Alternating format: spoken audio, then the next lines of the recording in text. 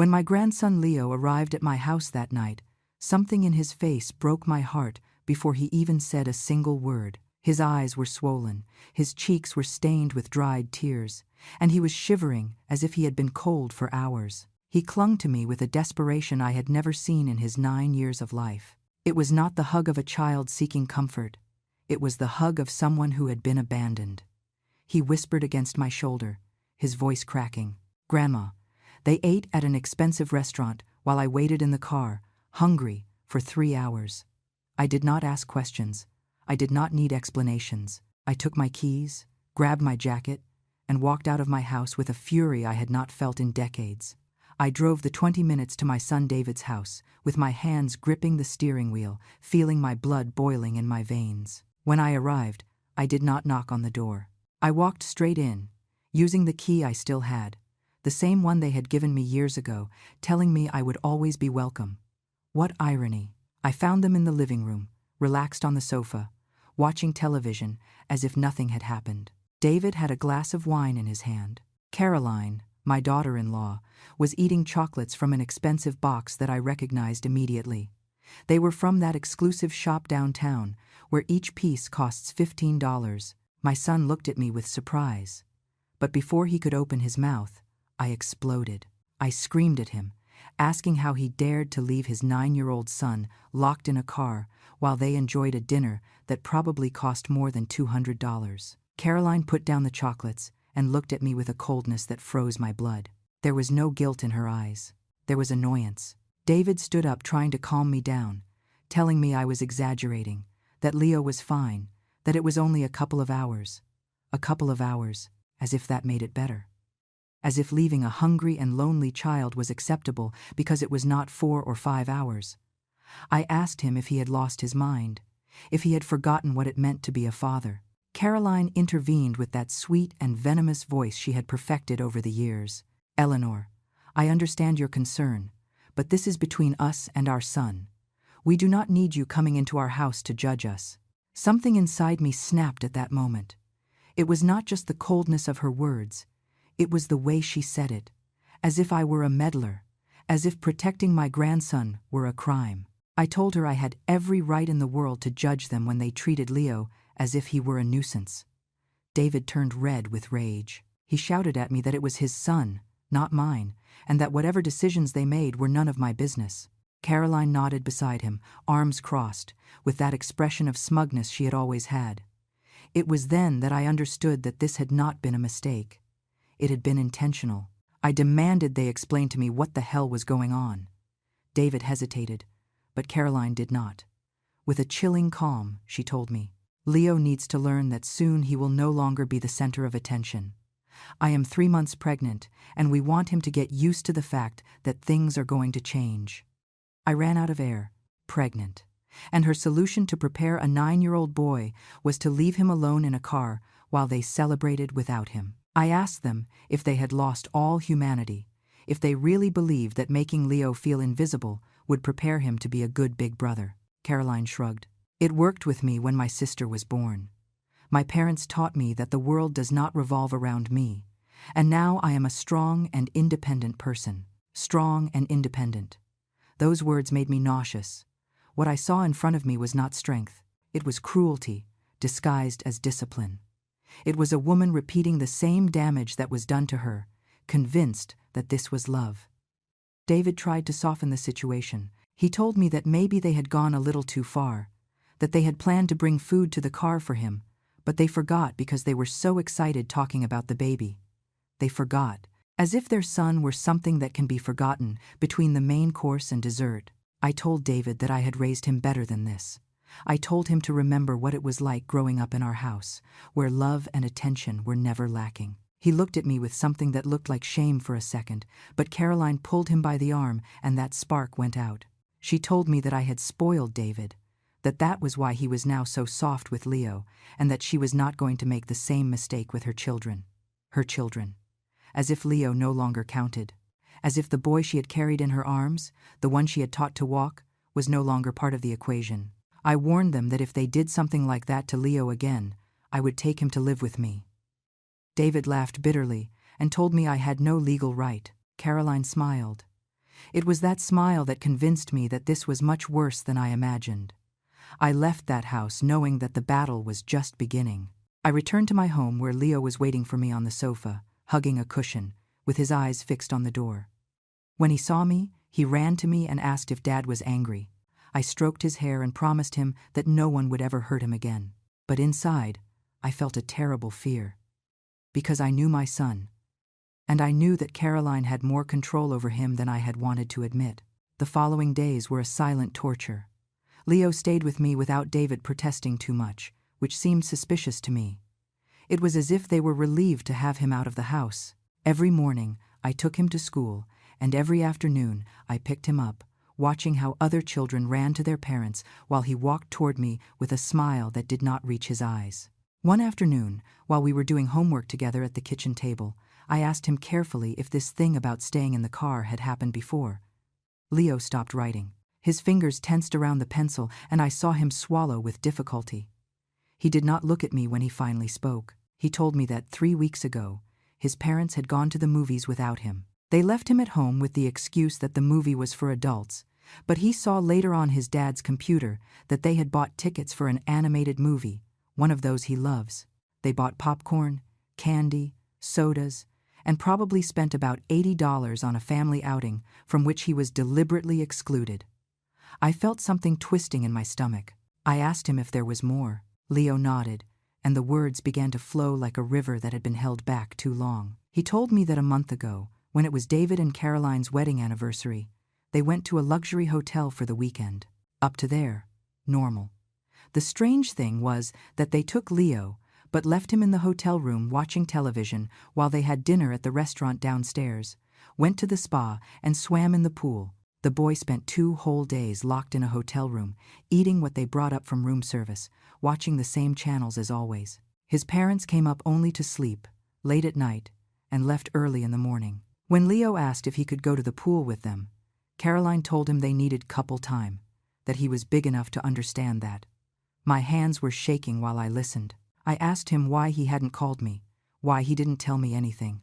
Leo lowered his gaze and whispered that Mom Caroline had told him that if he complained to me, he would no longer be able to come visit me, that I was old and didn't need worries, and that children who accused their parents ended up in places where nobody wanted them. Places where nobody wanted them. A 32-year-old woman threatening a 9-year-old boy with total abandonment. I felt a rage so deep that I had to get up from the table and walk to the window so Leo wouldn't see me shaking. I took several deep breaths before turning around. I told him that none of that was his fault, that he had not done anything wrong, and that he could always, always count on me. Leo began to cry, not with loud sobs, but with those silent tears that are worse because they mean the child has already learned to suffer in silence. That afternoon I called my daughter Sarah. I needed to tell her what was happening. I needed someone else in the family to see the madness I was seeing. Sarah listened to me in silence for the first few minutes, but then began to defend David. She told me that maybe I was being too harsh, that raising children was complicated, that Caroline came from a different family with different methods.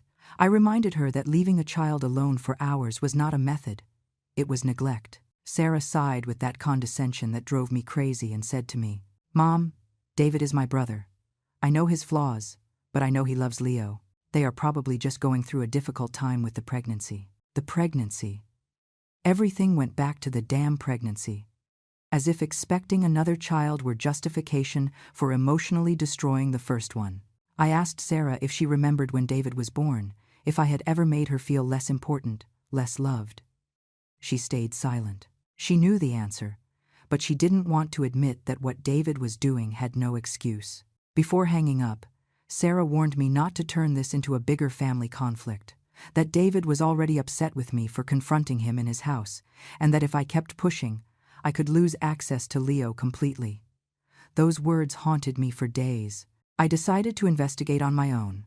I called Leo's teacher, Mrs. Miller, with whom I had spoken many times at school meetings. I asked her if she had noticed anything strange in my grandson's behavior lately. There was a long pause before she answered. She told me that Leo had changed a lot in the last 2 months. Before, he was participative, cheerful, always the first to raise his hand.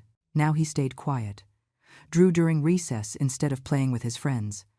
And on 2 occasions, he had fallen asleep in class. When they asked him if he was okay, he only said he was tired.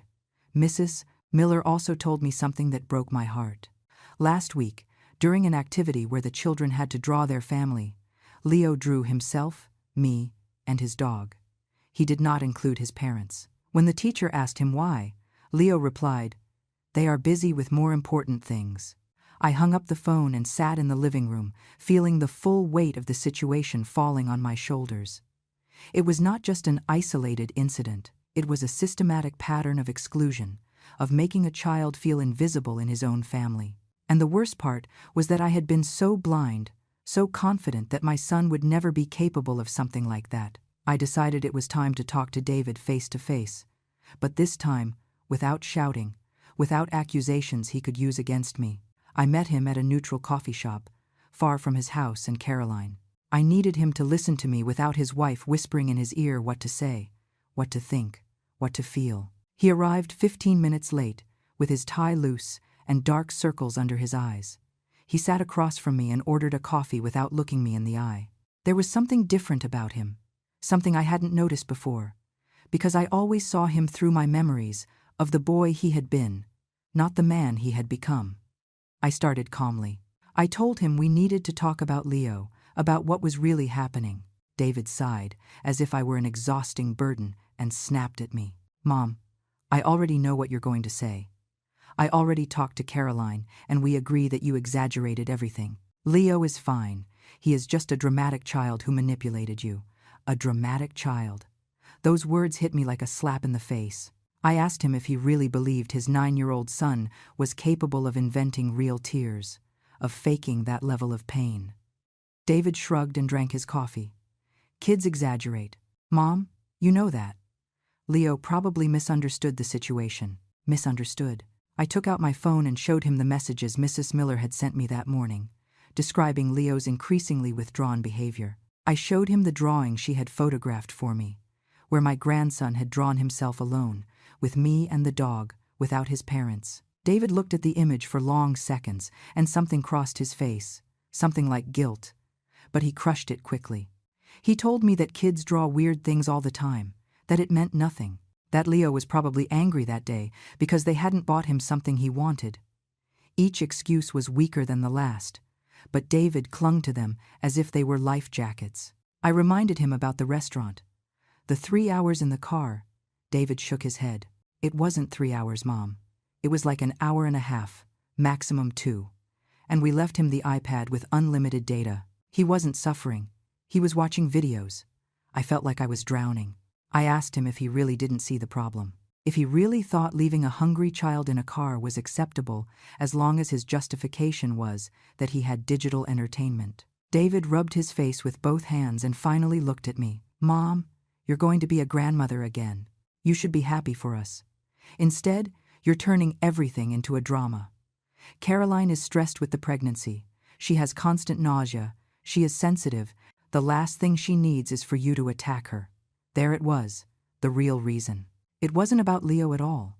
It was about protecting Caroline, keeping her happy, ensuring nothing disturbed her perfect pregnancy. I asked him when he had stopped being Leo's father to become only Caroline's husband. David stiffened. He told me I had no right to question his marriage, that Caroline was an excellent mother, and that if I couldn't see it, the problem was mine. I asked him then why an excellent mother would threaten her son with taking away his grandmother if he complained. The color left his face. "Caroline would never do that," he said, but his voice was shaking. I explained exactly what Leo had told me, word for word. David shook his head repeatedly, as if he could erase the truth with that movement. "Leo is making things up. Caroline is strict, yes, but she would never threaten him like that." I asked him if he had ever considered that perhaps he didn't know his wife as well as he thought, that perhaps the woman she was with him was not the same one she was with Leo when no one else was watching. David stood up abruptly. The chair screeched against the floor. "Enough, Mom. This is over. Leo can stay with you this week, but next weekend he comes back home.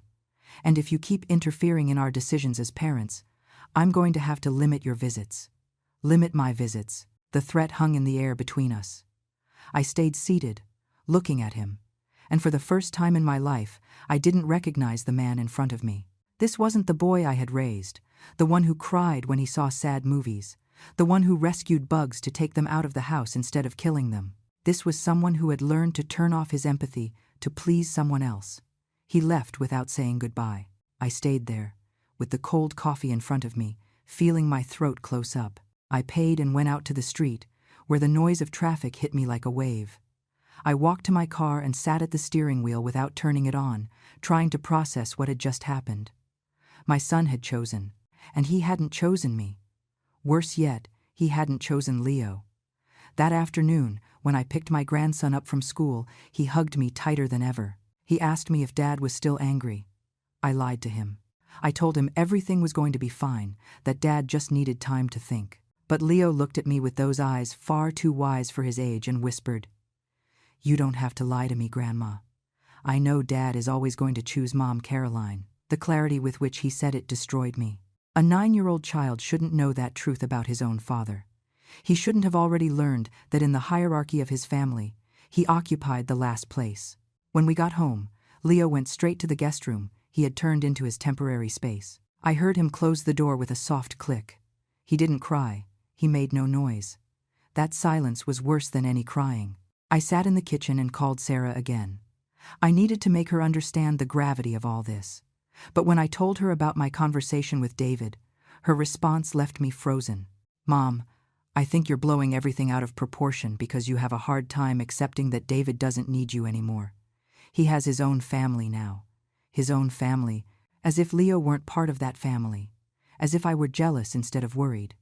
I told Sarah she was as blind as her brother, and hung up before saying something I would regret. I stayed alone in that kitchen, with the weight of helplessness crushing my chest. I had raised 2 children. I had loved them, protected them, taught them to distinguish right from wrong. And now one of them was destroying his own son, while the other defended him. That night I reviewed my finances. If David carried out his threat, if he tried to take Leo from me, I would need a lawyer. Family lawyers charged between $200 and $400 an hour.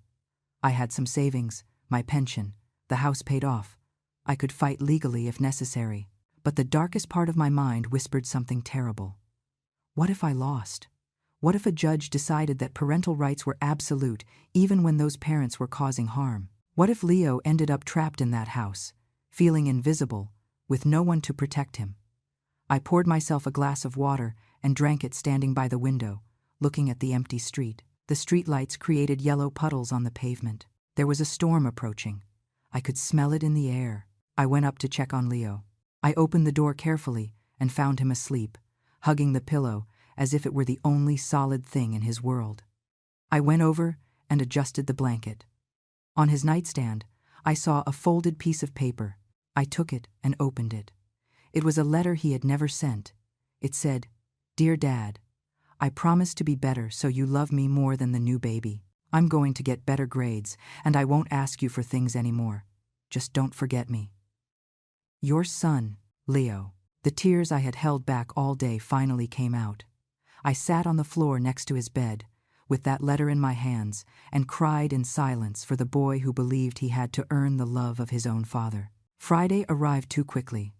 David appeared at my door at 6 in the evening, punctual as he had always been for things that suited him. He came alone, without Caroline, which seemed cowardly to me. Leo was in his room packing his suitcase with a painful slowness, as if every garment he folded were a farewell.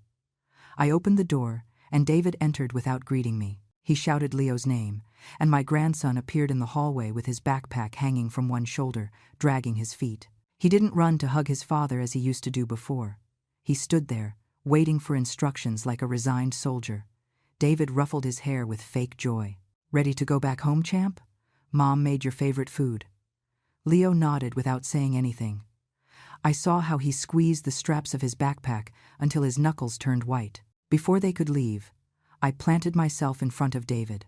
I told him we needed to establish clear rules, that Leo would call me every day, that I would pick him up on Wednesdays after school to spend the afternoon together, and that at the first sign that something was not right, I would come for him without warning. David looked at me with that mixture of irritation and exhaustion that had become his permanent expression.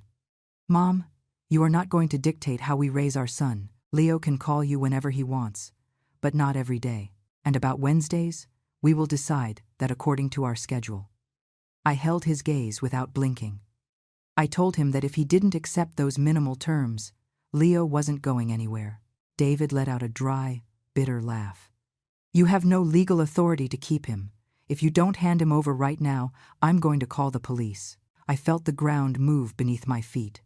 My own son threatening me with the police for protecting my grandson. I looked at Leo, whose eyes were full of held-back tears, and I knew I couldn't turn him into the battlefield of a legal war. Not yet.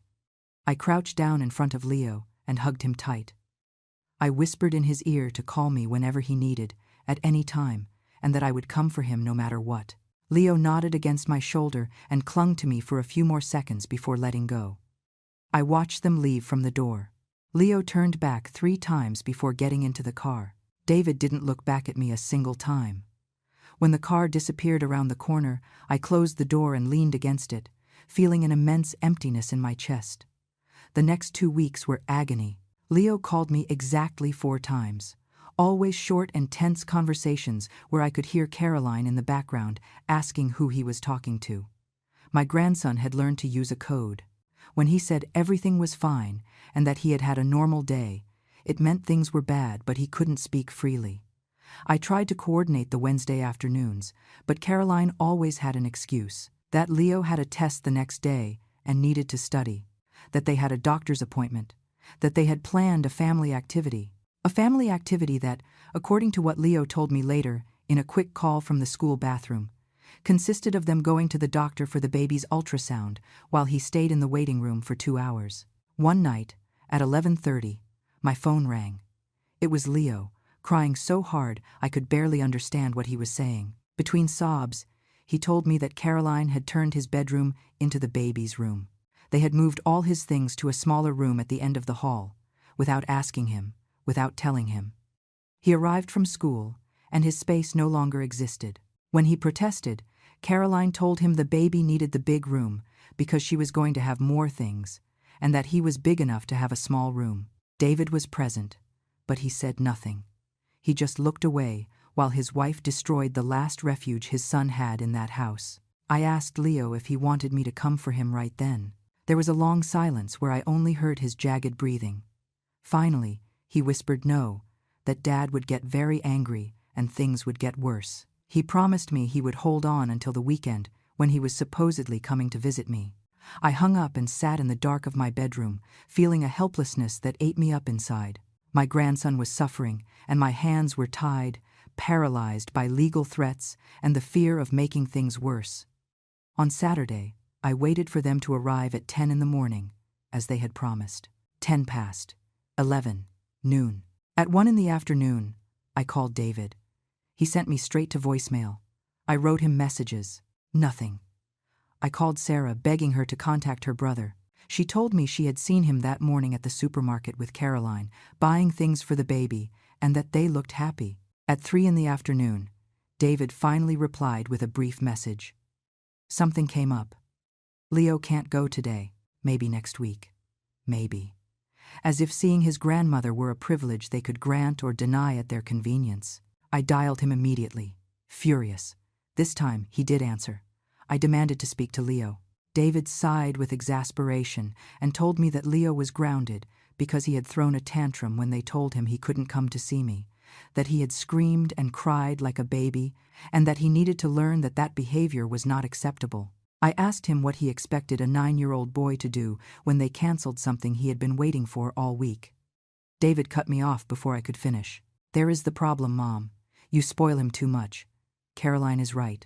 You've spoiled him, and now we have to deal with the consequences. Caroline is right.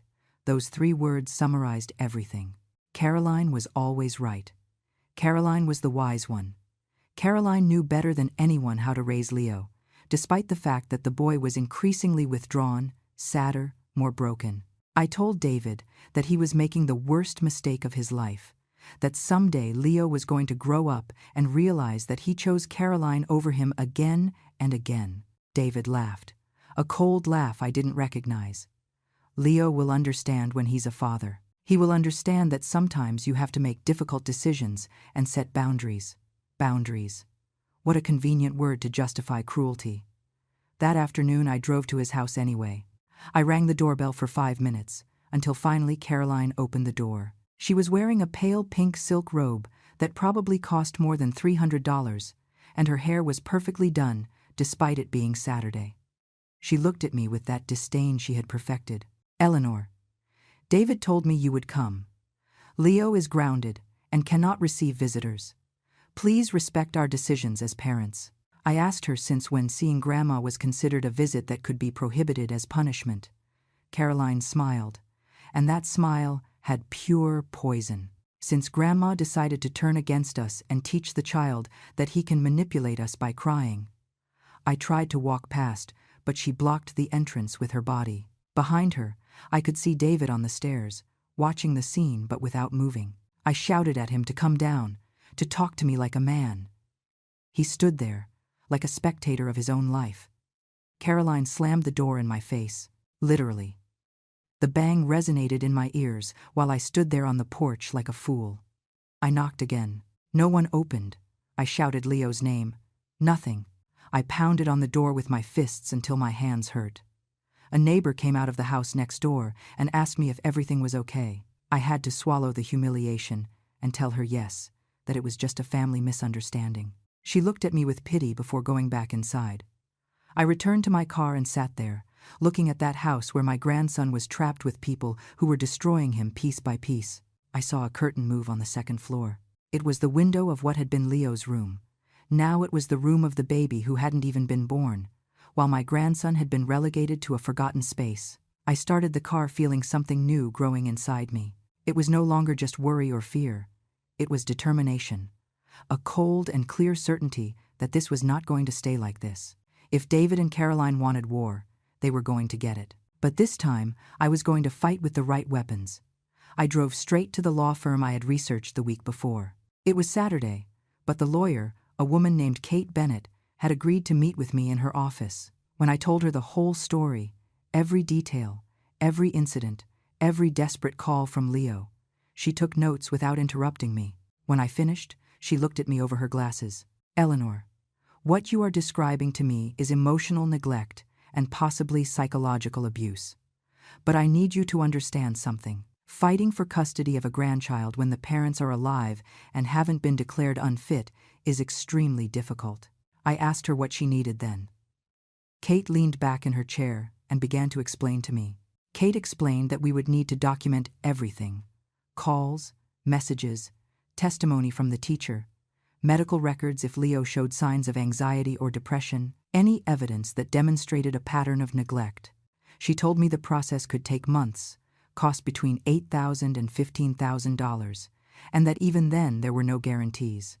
But she also told me something else, that if the situation worsened, if there was any serious incident, we could request temporary emergency custody. Those words stayed etched in my mind while I signed the representation contract and handed her a check for $3,000 as a retainer. I left that office with a plan, but also with a knot in my stomach. I was suing my own son. The woman who had brought him into the world, who had spent nights awake taking care of him when he was sick, who had worked 2 jobs to give him a good education, was now taking him to court. The following days were a hell of silence. David didn't answer my messages. Leo stopped calling completely. Sarah left me a voicemail where she told me, with a trembling voice, that David had told her about the lawyer and that he was devastated. How could I do that to my own son? That I was destroying the family, as if the family weren't already destroyed, as if Leo didn't matter in that equation. Tuesday afternoon I received a call from the school. It was Mrs. Miller, and her voice sounded worried. She told me that Leo had had a breakdown during physical education class. He had started crying for no apparent reason and couldn't calm down. The school nurse had to call his parents, but neither answered. I was the secondary emergency contact. I arrived at the school in 15 minutes. I found Leo in the nurse's office, sitting on a cot with red and swollen eyes, hugging his knees. When he saw me, something inside him broke completely. He threw himself into my arms, crying with a desperation that broke my heart. Between sobs, he told me what had happened. That morning, before going to school, he had heard Caroline and David talking in the kitchen. Caroline was saying that when the baby was born, they would need the help of a full-time nanny, someone who would stay in the house. For that, they were going to need Leo's room too, so they were considering sending him to a boarding school. A boarding school. My 9-year-old grandson, sent away from his home because there was no space for him in his parents' life. David had said that maybe it was too drastic, but Caroline insisted. She said she knew an excellent boarding school 2 hours away, where they accepted children from 3rd grade. That Leo could come home 1 weekend a month, and that would teach him independence and discipline. Leo had stood frozen on the stairs, listening to how his parents planned his exile. He had gone to school carrying that weight on his child's shoulders, and when in PE, the teacher asked them to run, something in him simply gave way. He stopped in the middle of the field and began to cry, unable to contain all the accumulated pain anymore. The nurse, Mrs. Patricia, looked at me with eyes full of compassion. She told me in a low voice that this was not normal, that a child of that age shouldn't be under so much emotional stress. She suggested I take Leo to a child psychologist as soon as possible. I asked Leo if he wanted to go back home with his parents or come with me. The answer came without hesitation. With you, Grandma. Please, don't make me go back there. I signed the papers to take him out of school and took him to my house. On the way, Leo didn't say a word. He just looked out the window with lost eyes, as if he were in shock. When we arrived, I took him straight to the room he considered his, made him hot chocolate, and sat beside him. I promised him I wasn't going to leave him alone, that we were going to solve this together. Leo looked at me with those tired eyes and asked me something I will never forget. Grandma, why doesn't Dad love me anymore? What did I do wrong? My throat closed up. I told him he hadn't done anything wrong, that sometimes adults get lost and make wrong decisions, but that had nothing to do with him, that he was perfect just as he was. Leo nodded, but I could see in his face that he didn't quite believe me. That night, after Leo fell asleep exhausted from so much crying, I called Kate. I told her what had happened, and she told me to document everything. The call from the school, the nurse's testimony, Leo's emotional state. She told me this could be enough to request temporary emergency custody. At 10 at night, David appeared at my door. He didn't knock. He used his old key and entered like a hurricane, shouting my name. I found him in the living room, his face red with fury. He demanded I return his son immediately. I told him calmly that Leo was asleep and I didn't intend to wake him. David advanced toward the stairs, but I stood in his way. I warned him that if he went up and scared that boy, I would call the police. David stopped, shaking with rage. He shouted at me that he was going to sue me for kidnapping, that he was going to have me arrested, that I would never see Leo again. I replied to go ahead, to call whoever he wanted, but that Leo was not going back to that house until he and Caroline learned to treat him like a son and not like a nuisance. It was then that David said something that froze my blood. This is your fault. You are poisoning him against us. You put ideas in his head. Leo was fine until you started filling him with your poison. I asked him if he really believed that, if he truly thought a 9-year-old boy needed someone to tell him he was being hurt to realize it. David hesitated, but his pride didn't let him back down. Caroline entered at that moment. She must have been waiting in the car. She came with that expression of moral superiority I detested so much. She told me they had spoken with a lawyer too, that they had all the legal rights on their side, and that I had none. I smiled at her. It was a sad but firm smile. I told her that maybe they had the law on their side, but that I had something more important. I had the truth. And the truth was that they were destroying their son out of pure selfishness. Caroline went pale. David tried to speak, but I interrupted him. I told them that Leo had heard their conversation about the boarding school. I saw the color leave David's face. Caroline, on the other hand, stood firm. She raised her chin and said, "It was just an exploratory conversation. We hadn't decided anything." I asked her how a 9-year-old boy was supposed to understand that difference, how he was supposed to sleep peacefully, knowing that his parents were even considering sending him away. The silence that followed was deafening. David finally spoke, with a broken voice. "We need space, Mom. With the baby coming, things are going to be difficult. We thought maybe Leo would be better in a structured environment, with other children, far from all this conflict. Far from all this conflict. It was their way of saying, far from us. I told them that if they wanted space, perfect. Leo would stay with me, and they would have all the space in the world to prepare for their new baby. When they were ready to be parents to both children, we could talk. Caroline exploded. She screamed at me that I was a manipulator, that I was using Leo as a weapon, that I only wanted to separate them because I couldn't stand that David had his own family. I replied with a calm I didn't know I had. Caroline, if you call what you are building on the suffering of a child a family, then indeed I cannot stand that kind of family.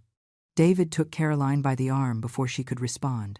He looked at me with something that could have been pain or could have been hatred. I was no longer sure I could distinguish between both in my own son. He told me I was going to regret this, that I was making a terrible mistake.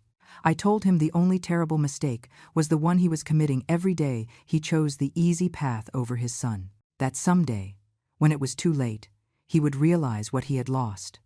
And that day, I would be there for Leo, picking up the pieces of a broken boy they had discarded. They left without saying more. I heard the car drive away in the night and let myself fall onto the sofa, trembling. I had crossed a point of no return. The relationship with my son was shattered. Sarah would probably hate me too for dividing the family. But when I went up and saw Leo sleeping peacefully for the first time in weeks, I knew I had made the right decision. The next morning, Kate filed the request for temporary emergency custody. We included the testimony from the school, the messages, the calls, everything. The judge gave us a hearing for the following week. The week before the hearing was the longest of my life. David hired an expensive lawyer, one of those who charge $500 an hour and wear suits that cost more than the monthly rent of an apartment. Kate warned me they were going to try to paint me as the interfering grandmother who manipulated the child, while they would present themselves as loving parents being unfairly attacked. Sarah finally came to see me on Thursday. She arrived with a tense face and tired eyes. She sat in front of me in the kitchen and for long minutes said nothing. She just looked at her coffee cup without touching it. Finally she spoke. "Mom, David is shattered. He says you took his son. Caroline cries all the time from the stress, and they are worried this will affect the baby." I asked her if she had spoken to Leo, if she had asked him how he felt in all this. Sarah looked away. "I talked to him on the phone. He says he's fine here with you, but he's just a child, Mom. Children don't always know what's best for them." I felt something break inside me. I told Sarah to go up and see her nephew, to look him in the eye and tell me if she saw a manipulated child or a child who could finally breathe. Sarah stayed silent, toying with the cup. I told her then everything I hadn't told her before, every detail, every incident, every desperate call. I told her about the letter Leo had written promising to be better to earn his father's love. I told her about the 3 hours in the car, the stolen room, the conversation about boarding school. Sarah listened with her face growing paler. When I finished, she had tears in her eyes. She whispered, "I didn't know it was that serious. David told me you were exaggerating everything, that Leo was just being dramatic because he was jealous of the baby." I asked her if she really believed her brother was incapable of lying to her, of minimizing his own mistakes to look good. Sarah covered her face with her hands. "He's my brother, Mom. It's hard to believe he's capable of hurting his own son like that." I told her I didn't want to believe it either, that I had spent weeks denying it, but that the evidence was there, screaming in my face, that she could choose to believe David's smooth words or Leo's scared eyes. Sarah got up and went up the stairs without saying anything else. I found her 10 minutes later in Leo's room. My grandson was showing her some drawings he had made at school. Sarah looked at them in silence, and I could see the exact moment she understood everything. One of the drawings showed a house with 2 large figures inside and a small figure outside, in the rain. Leo had written at the bottom, "Me waiting." Sarah came out of the room with red eyes. She hugged me in the hallway and whispered, "I'm sorry, Mom. I should have listened to you from the beginning." I told her she didn't need apologies. I needed her to testify at the hearing. She nodded without hesitation. The day of the hearing arrived like an inevitable storm. Kate had prepared me for everything. The difficult questions, the accusations, the attempts to make me look like the villain. But nothing prepared me to see David enter that room with Caroline on his arm, both dressed as if for a wedding, her belly of 5 months perfectly accentuated by a cream-colored dress that must have cost more than $400. Their lawyer, a man named Mr. Sterling, began painting a perfect picture: hardworking, loving parents, looking forward to the arrival of their second child while trying to handle the natural jealousy of the first. According to his version, I had taken advantage of the situation to alienate Leo from his parents, filling him with lies and resentment. When it was my turn to testify, my hands were shaking, but my voice remained firm. I told everything: the late-night calls, the 3 hours in the car, the stolen room, the conversation about boarding school. Mr. Sterling tried to interrupt me several times, but the judge, a serious woman named Judge Stevens, ordered him to be quiet and let me speak. When I finished my testimony, they brought Mrs. Miller. She described the radical change in Leo's behavior, the breakdown in PE, the drawing where he had excluded himself from his family. Mr. Sterling tried to discredit her testimony, saying teachers were not qualified psychologists to evaluate family situations. Then Sarah walked in. They didn't expect her. David went pale when he saw his sister walk toward the stand. Mr. Sterling protested, saying she wasn't on the witness list, but Kate explained she was a last-minute witness with relevant information. Sarah looked David in the eye before starting to speak. Her voice trembled, but she didn't stop. She told how she had defended her brother initially, how she had believed his version. But then she spoke of her visit to my house, of Leo's drawings, of the conversation she had had with her nephew, where the boy confessed he had nightmares, where his parents forgot to pick him up from school, and he stayed alone in an empty building forever. David shouted from his seat that she was a traitor. The judge banged the gavel and warned him that another outburst like that, and he would be removed from the room. Caroline was crying, but there was something calculated in those tears, something performative that the judge seemed to notice too. Mr. Sterling called David to testify. My son took the stand with that posture of an offended man, of a misunderstood victim. He spoke of how difficult it had been for them to handle the pregnancy while I sabotaged him. He said Leo was confused by my influence, that before I intervened, everything was fine in his family. Kate stood up for the cross-examination. She asked David about the night at the restaurant. He minimized everything. It wasn't 3 hours but 2. Leo had the iPad. He wasn't cold because it was summer. Kate asked him if he had given him food. David hesitated. I was going to bring him something, but we lost track of time. Kate asked how they could lose track of time when their son was waiting for them hungry. David had no answer. Then she pulled the ace from her sleeve. The restaurant receipts. They had spent $238 on that dinner. Wine at $120 a bottle. Appetizers, main course, dessert. A lavish celebration while his son chewed on hunger in the parking lot. Caroline was next. She took the stand with her prominent belly and her calculated tears. She spoke of how difficult the pregnancy was, of the constant nausea, of the stress of having a mother-in-law who hated her and blamed her for everything. She said she loved Leo as if he were her own son, that everything they did was for his own good. Kate asked her about Leo's room. Caroline explained they needed the big room for the baby because it was more spacious and had better natural light, that Leo had agreed to the change. Kate asked her if they had consulted him before or after moving his things. Caroline stammered. We wanted to give him a surprise. Then Kate asked about the boarding school. Caroline stiffened. It was just a hypothetical conversation. We never decided anything. Kate pulled out a paper, a brochure for the boarding school they had found in David's car during discovery. It was marked with notes, prices underlined, enrollment dates circled. Caroline tried to explain, but every word sank her deeper. The judge called a 20-minute recess. In that time, I saw David arguing heatedly with his lawyer. Caroline was crying in the bathroom, surrounded by her mother and sisters who had come to support her. Sarah sat next to me in silence, holding my hand. When we returned, Judge Stevens had a grave expression. She said she had reviewed all the evidence presented and that, while parents had rights, those rights were not absolute when there was evidence of emotional harm to the minor. She ordered a complete psychological evaluation of Leo by a neutral specialist. Until that evaluation was complete and another hearing was held, she granted temporary custody to me, with supervised visitation for the parents twice a week at a neutral center. David collapsed. He literally let himself fall into his chair with his head in his hands. Caroline screamed that this was unfair, that they were taking her son because of the testimony of a bitter woman. The judge warned her to moderate her language or face contempt charges. We left that court with a temporary victory, but the weight of what had happened crushed my chest. I had won the legal battle, but I had lost my son. The way David looked at me when we left the room, with that mixture of hate and pain, would haunt me forever. The first supervised visits were heartbreaking.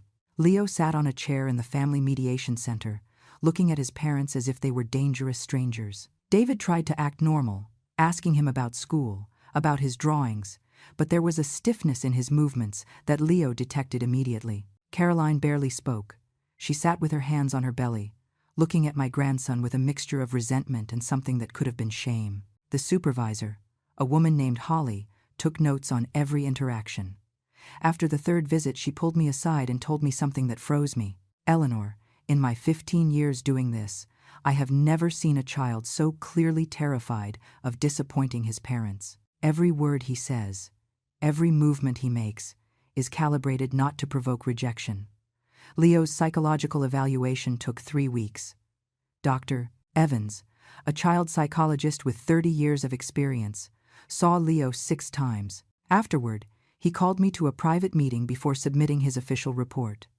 His face was tense when I sat across from him. He told me that Leo showed clear signs of complex emotional trauma, abandonment anxiety, hypervigilance, extreme people-pleasing behaviors. In the play therapy sessions, all the scenarios Leo created ended with the child character being forgotten or left behind. He drew his family repeatedly, and in every drawing he appeared smaller, further away, more invisible.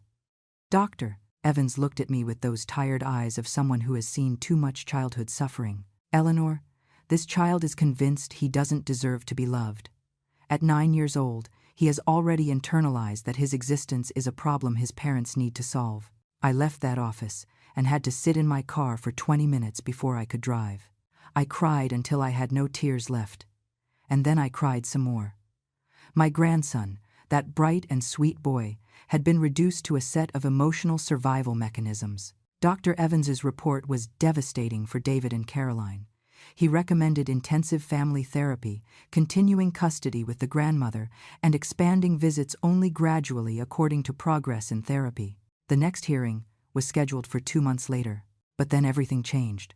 One night, 3 weeks after the first hearing, I received a call from Sarah at 2 in the morning. She was crying so hard I could barely understand her. Between sobs, she managed to tell me, "Mom, Caroline is in the hospital. She lost the baby." The world stopped. Despite everything, despite the pain that woman had caused, I felt a pang of genuine compassion. Losing a child, in whatever way, is a pain I don't wish on anyone. I asked Sarah what had happened. She told me Caroline had started having premature contractions that afternoon. They took her to the ER, but they couldn't save the baby. It was a girl. They were going to call her Sophia. David was destroyed, Sarah told me, completely broken. He was asking to see Leo, screaming his name between tears. The doctors had given him sedatives, but he kept repeating that he needed his son, that he had made a terrible mistake, that he had understood too late. I hung up the phone and sat in the dark of my room. Part of me, the part that had been David's mother for 38 years, wanted to run to the hospital and hug him. But another part, the part that had seen Leo break little by little, remained cautious. Pain does not erase cruelty. Regret does not undo damage. The next morning, after taking Leo to school, without telling him anything yet, I drove to the hospital. I found David in the waiting room on the 3rd floor, his clothes wrinkled and his eyes so swollen they were barely visible. When he saw me, something inside him collapsed completely. He stood up and fell into my arms, crying like he hadn't cried since he was a small boy. I said nothing. I just held him while he fell apart, murmuring between sobs that he was sorry, that he had been a monster, that he had lost his daughter and was losing his son because of his own stupidity. He wept until he had nothing left, until he was left trembling in my arms like a scared child. Caroline was in the room, sedated. Her mother looked at me with pure hate when I entered, but said nothing. I approached the bed and looked at that woman who had caused so much damage. She looked small, fragile, broken. I touched her hand gently and told her I was very sorry for her loss. Caroline opened her eyes, glassy from the medication. She looked at me for long seconds before whispering, "This is my punishment, right? For what I did to Leo. God took my daughter because I didn't know how to value the son I already had. I didn't know what to answer. I don't believe in a God who punishes by taking babies." But there was something in her eyes, a terrible clarity that comes from the deepest pain, that made me see a woman facing for the first time the consequences of her own actions. The following days were strange and painful. David called me constantly, asking about Leo, begging me to let him see him. I told him he had to wait, that we needed to prepare Leo first, explain what had happened in a way that wouldn't hurt him more. When I finally told my grandson about the loss of the baby, his reaction surprised me. He didn't look relieved as some might expect. He looked devastated. He began to cry and told me it was his fault, that he had secretly wished the baby wouldn't be born so his parents would love him again, and that now his wish had come true and he was a monster. I spent 2 hours explaining to him that none of this was his fault, that babies are lost for medical reasons no one can control, that his thoughts do not have that power. But I saw in his eyes that a new layer of guilt had been added to all the weight he already carried. That night I called Dr. Evans. I explained the situation and he advised me to bring Leo in for an emergency session. During that session, which the doctor allowed me to witness, Leo confessed something that broke me. If I hadn't been bad, if I had been a better son, maybe Dad and Mom Caroline wouldn't have been so stressed. Maybe the baby would still be alive. Dr. Evans worked with him for an hour, explaining with infinite patience how the body really worked, how babies are lost, how nothing he thought, felt, or did had any effect on what happened. But even when we left there, I could see Leo wasn't completely convinced. A week after the loss, Sarah came to see me with a proposal from David. He wanted to talk to me and Leo together, in my house, without lawyers, without supervisors, just family. Sarah begged me to accept, told me David was truly changed, that he had hit rock bottom and finally opened his eyes. I told her I would think about it. I talked to Kate, who warned me that anything said in that meeting could be used in court later. I talked to Holly, the supervisor, who said it could be beneficial if handled correctly. And finally, I talked to Leo. My grandson was afraid, but also something else. Hope, that dangerous hope children have that their parents will finally see them, love them, choose them. I asked him if he wanted to see his dad here, at home, where he felt safe. Leo nodded. David arrived on a Tuesday afternoon. He came alone, as we had agreed. Caroline was still in bed, physically recovering but emotionally destroyed, according to Sarah. My son looked 10 years older than the last time I had seen him. He had gray hair at his temples, deep wrinkles around his eyes, and a stooped posture as if he carried the weight of the world. Leo was waiting for him in the living room, sitting on the edge of the sofa with his hands squeezed between his knees. When David entered, there was a moment of absolute silence where father and son looked at each other across an abyss that seemed unbridgeable. David knelt in front of Leo. Tears were already running down his face before he said a single word. "Son," he began with a broken voice, "I have been the worst father in the world. I failed you in every way possible. I made you feel invisible when you are the most important thing that has happened to me in life." Leo looked at him with wide eyes, unblinking, as if fearing any movement would break the moment. David continued, "I lost your little sister, and that pain is terrible. But I realized something. For months, I was losing you too. I was pushing you away, making you feel there was no space for you in our life. And that, son, that is worse than any other loss, because it was my choice. It was my mistake." Leo began to tremble. His whole little body shook with suppressed sobs that finally came out like a torrent. David hugged him, and they both cried together for what seemed like hours, but were only minutes. I stayed in the doorframe, with my own face bathed in tears, watching my son finally wake up from the nightmare he himself had created. When they finally calmed down, David sat on the floor in front of Leo and took his hands. "I want to tell you something I never told you. When you were born, I was so afraid, afraid of not being a good father, afraid of not knowing how to take care of you, afraid of failing you. And your grandma was there to teach me, to help me. You were the most beautiful baby I had ever seen, and I loved you from the first second." Leo listened with absolute attention to those words, feeding an emotional hunger that had been growing for months. David continued, "But at some point, I stopped listening to my own heart and started listening to wrong voices. I let someone convince me that loving you meant hardening you, preparing you for pain, and that was a terrible lie. I asked from my spot if he wanted to say anything else about Caroline." David turned to look at me and nodded slowly. He addressed Leo again. "Your mom, Caroline, is sick, son. Not sick in the body, although she is also suffering physically.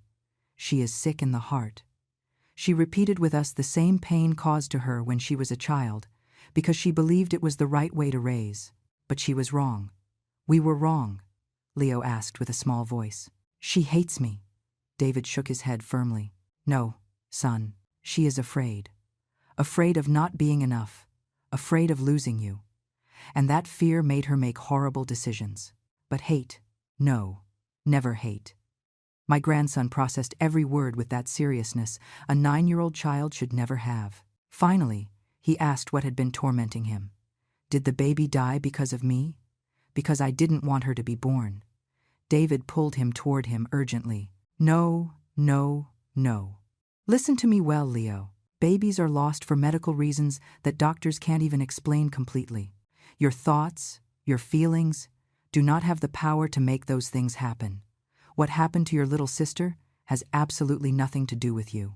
I explained then, with simple but honest words, what the doctors had said, that Caroline had had complications with the placenta, something that can happen in any pregnancy, regardless of stress or emotions. That even if everything had been perfect at home, the baby could have been lost anyway. Leo listened, and although I saw there were still doubts in his eyes, something of that terrible weight seemed to lift. David stayed with us that afternoon. We had dinner together, something simple I prepared while they talked in the living room. I heard fragments of their conversation, David telling Leo about his own fears, about how he had failed, about how he wanted to be better. Leo asking careful questions, still afraid of saying something wrong, but slowly beginning to open up. When David left that night, he hugged Leo for a long time. He promised him he would come again, that they would talk more, that they would work together to fix what had been broken. Leo nodded, and for the first time in months, I saw something resembling genuine hope in his eyes. After David left, Leo asked me if he could believe his dad. If the promises this time were real, I told him the truth, that I didn't know for sure, that we would have to wait and see, but that people can sometimes change when they finally understand the damage they have caused. That his dad seemed truly different, but that time would show us if that change was permanent. The following weeks brought more surprises. Caroline asked to see me. Sarah called me to convey the message, telling me her sister-in-law wanted to talk to me alone, without David, without lawyers. I hesitated for days. Part of me didn't want to be in the same room as that woman. But another part, the part that had seen her pain in the hospital, felt I needed to hear what she had to say. I went to her house on a Friday morning. I found her in the living room, still looking fragile, dressed in loose gray clothes. She had cut her hair short, as if she had wanted to shed something. When she saw me, she didn't try to smile or act. She just indicated for me to sit. There was a long silence before she spoke. When she finally did, her voice was different, stripped of that hardness she had always had. "Eleanor, I am not going to ask for your forgiveness because I know I don't deserve it, not after what I did to Leo. But I need you to understand something." She told me her story, something she had never shared completely. She grew up being the eldest daughter in a family where love was conditional and scarce. When her younger sister was born, her parents treated her exactly as she had treated Leo. They made her invisible, took away her room, told her she was big and didn't need attention. They taught her that love was a limited resource that had to be earned constantly. "I grew up believing that was normal," she said with a broken voice. "I grew up thinking that being strong meant not needing love, that asking for attention was weakness. And when I got pregnant with Sophia, all that poison I carried inside came out. I projected onto Leo everything my parents did to me, convinced I was preparing him for life. I asked her if she realized what she had done. Caroline nodded, with tears running down her face. Every day, every damn day since I lost Sophia, I see Leo's face when I took his room. I hear him crying alone in the car. I see his fear every time he tried to talk to me, and I realize I became my mother, the very person I swore never to be. She told me she was in therapy, twice a week, that her therapist had diagnosed her with unresolved childhood traumas and inherited dysfunctional parenting patterns, that she had a long road ahead but wanted to walk it if Leo could ever forgive her. I asked her what she expected from me. Caroline looked me directly in the eye. Nothing. I expect nothing.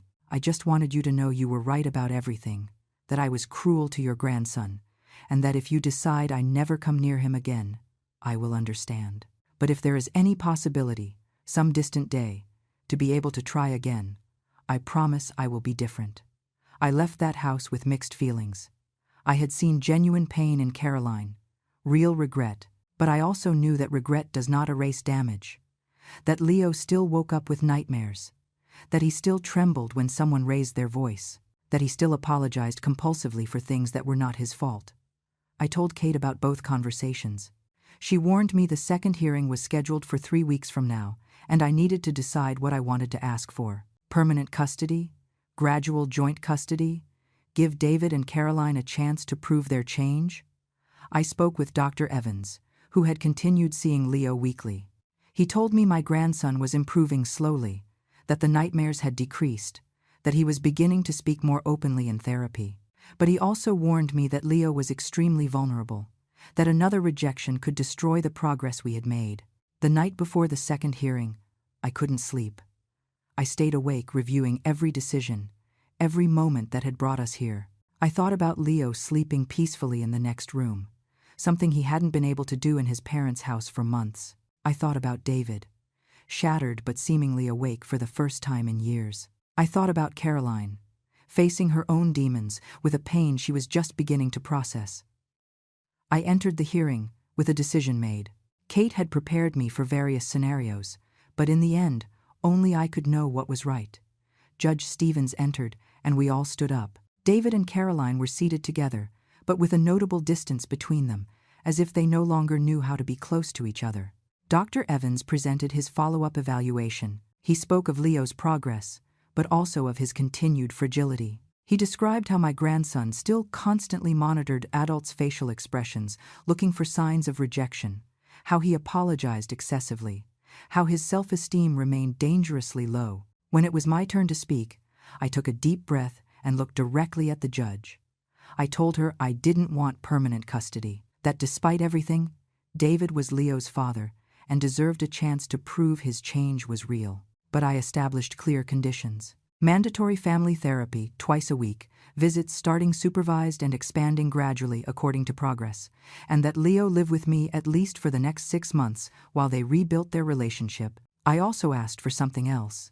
I looked at Caroline and told her she needed to continue her own individual therapy before being able to be alone with Leo, that she needed to demonstrate with actions, not just words, that she had done the necessary work not to repeat the patterns that had caused so much harm. Caroline stood up, something no one expected. She asked the judge for permission to speak, and when she got it, she turned to me. "Eleanor, I accept everything you ask. More than that, I thank you for not closing the door on me completely.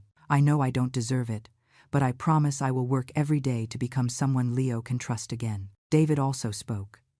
He told the judge he agreed with all my conditions, that he understood he had lost the right to demand anything, and that the only thing he asked for was the opportunity to really know his son, not the scared boy he had created with his mistakes, but the real human being who had been trying desperately to earn love that should have been unconditional from the start. The judge took a recess to deliberate. Those 30 minutes were eternal. Sarah sat next to me, squeezing my hand. I could see David and Caroline on the other side of the room, him with his head in his hands, her looking into the void with a lost expression. When the judge returned, her verdict was clear and firm. She granted temporary primary custody to me for 6 months, with mandatory review at the end of that period. David and Caroline would have supervised visits twice a week during the first month, expanding gradually according to the family therapist's report.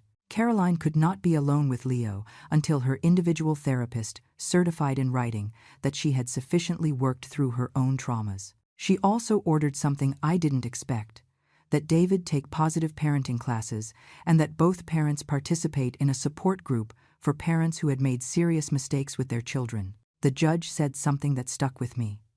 Love is not enough when it is mixed with harm. These parents need to learn that loving also means protecting, nurturing, and putting the emotional needs of the child above their own comfort. We left that court with something none of us really expected: a chance. It wasn't a happy ending. It was barely the beginning of a long and painful road toward healing. But it was something. The following months were complicated but hopeful. The first supervised visits were tense, with Leo still cautious, still measuring every word. But slowly, very slowly, I began to see changes. David learned to listen instead of talking. Caroline learned to sit in silence with the discomfort of having caused harm without trying to justify herself immediately. In family therapy, which I also attended sometimes, Leo began to express his pain in ways he had never been able to. He shouted at his father that he had made him feel invisible. He told Caroline he had been afraid of her for months, and both of them, instead of defending themselves, listened to him. They cried with him. They asked for forgiveness without buts or excuses. There were setbacks, of course, moments where Leo closed up again, where old wounds opened anew. One afternoon, David arrived 10 minutes late to a visit, and Leo had a panic attack, thinking they had forgotten him again. It took hours to calm him down. But David didn't give up. He arrived early to every subsequent visit. He called Leo every night at the same time to say goodnight. Small, consistent actions that slowly rebuilt broken trust. Caroline worked harder than I expected. Her therapist contacted me after 3 months to tell me she had seen genuine progress, that Caroline had begun to process the traumas of her own childhood and understand how she had perpetuated them. When she finally had her first visit alone with Leo, 4 months after the hearing, I was terrified. But when I picked Leo up 2 hours later, he surprised me. Caroline hadn't tried to act as if nothing had happened. Instead, she sat with him and said, "I don't know how to be a good stepmother yet, but I want to learn. Will you teach me what you need from me?" And Leo, with that bravery children have when they finally feel safe, told her the truth. "I need you not to leave me out. I need you not to make me feel like I'm in the way." The time for the 6-month review arrived. Dr. Evans presented a positive but cautious report. Leo had improved significantly. Fewer nightmares, better school performance, more confidence. But he still needed the stability of my house as a secure base. The judge made a Solomonic decision. She would maintain primary custody with me, but Leo would start spending full weekends with his parents, eventually expanding to alternating weeks if everything continued well. David and Caroline accepted without protest. Now, almost a year after that horrible day where Leo arrived crying at my house, things are different. Not perfect. They will never be perfect. Scars don't disappear completely. But Leo smiles more. He plays with his friends without that constant shadow of anxiety. And most importantly, when he is with his parents, he no longer walks on eggshells. David asked for my forgiveness 2 months ago, one night after dropping Leo off with me. He told me, "Mom, I became everything you taught me not to be, and you had to save my son from me. I will never be able to thank you enough for not giving up on any of us." Sarah and I rebuilt our relationship too. She admitted it had been easier to believe the comfortable version of the story than to face that her brother was hurting her nephew. Now she comes to visit us often and is a present and loving aunt. Caroline is still working on herself. There are days where I see she struggles against her own patterns, against that internal voice that tells her love must be earned. But the difference is that now she recognizes that voice and chooses not to obey it. She has thanked me several times for not having completely taken away the opportunity to be part of Leo's life. The other night, Leo was doing his homework at my kitchen table when suddenly he looked up and asked me, "Grandma, do you think Dad really changed, or is he just pretending?" I told him the truth, that I think your dad woke up from a nightmare he created himself, that he is working hard to be better, but that it's okay for you to still have doubts. That trust is rebuilt slowly, step by step. Leo nodded and went back to his homework.